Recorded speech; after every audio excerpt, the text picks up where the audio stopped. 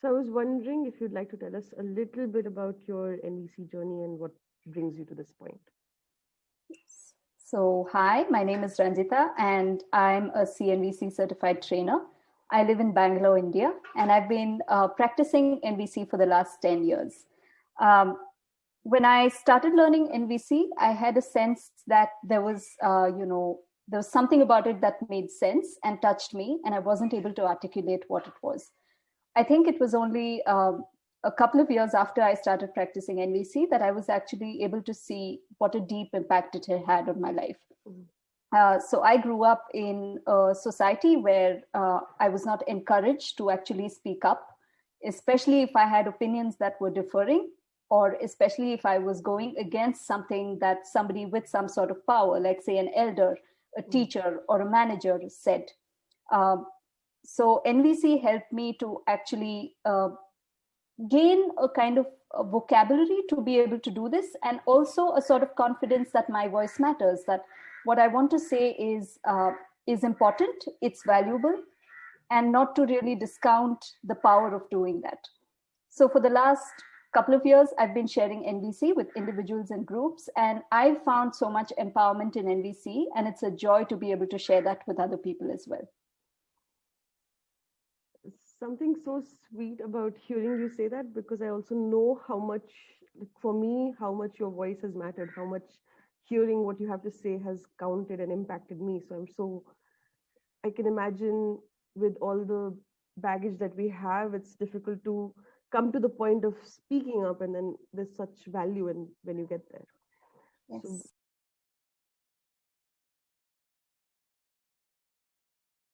would you like to share a little bit about what you'll be offering for Living Bridges on October 24th?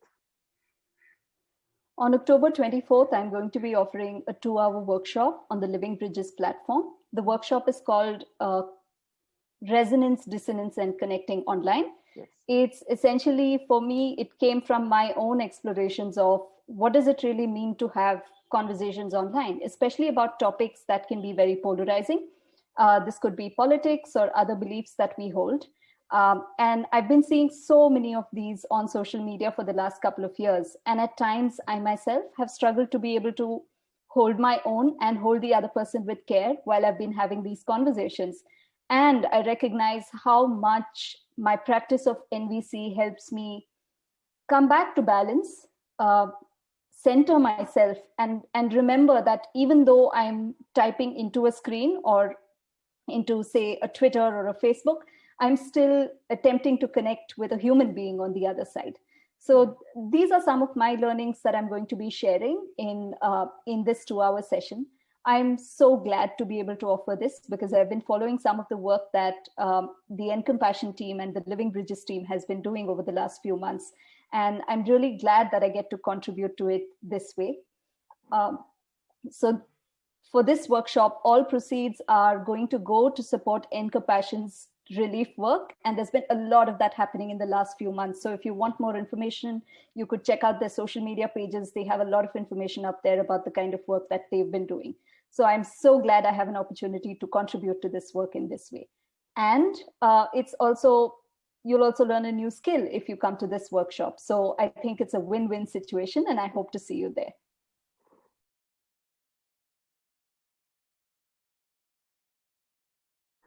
So I'm really looking forward to your workshop, particularly because it goes completely with our monthly theme about resonance. And I was wondering what the word resonance and dissonance and connection mean to you, because those come into the title of your workshop.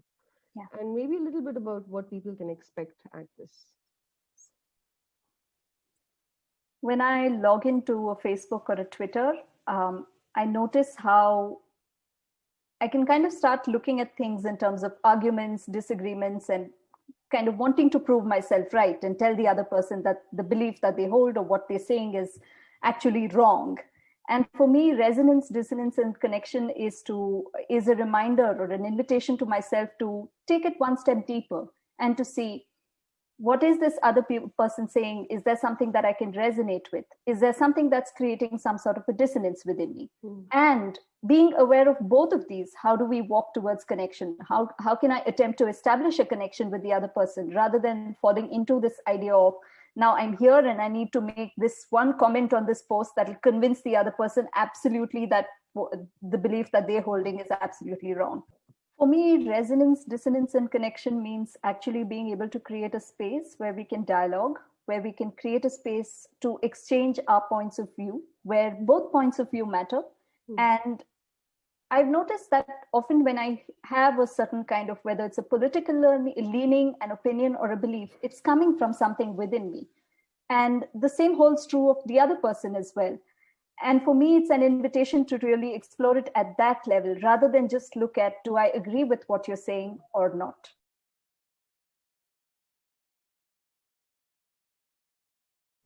Okay, so I really value what you say about agreement not being connection, and agreement really not being the end goal of using NVC, especially in an online space, because I guess interaction is also limited. You're not face to face, and to do it without so much pressure to come to a point of agreement. I'm just wondering what happens when there is a really intense disagreement, or when the connection online is impacting, or the disconnection online is impacting one's mental health. I'm glad you asked this question, because I really want to challenge this idea that if I want to connect online compassionately, then I have to endlessly make space for what other people are telling me, even when it's hard on me. And to this, I want to say that, yes, as much as I want to connect with other people online, as much as I want to stretch and say, let me really, breathe, try and listen to what you're saying, there might be a point at which it's not working. And of course, we know the limitations of the online medium. Sometimes conversations online don't work the way they do offline for different reasons. One is because of how, for me, I see online communication as being only one small part of a person.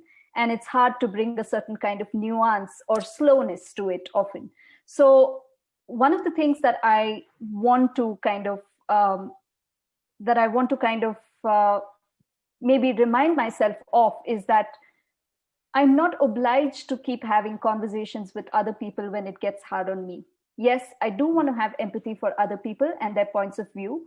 And when I'm attempting to establish that connection, I don't want to forget my empathy for me. So at some point, it may mean that I might have to actually take a deep look at this situation and say, you know what, I've tried this much and it still doesn't seem to be working. Does it serve me to continue having this conversation, or is there something else that I want to do?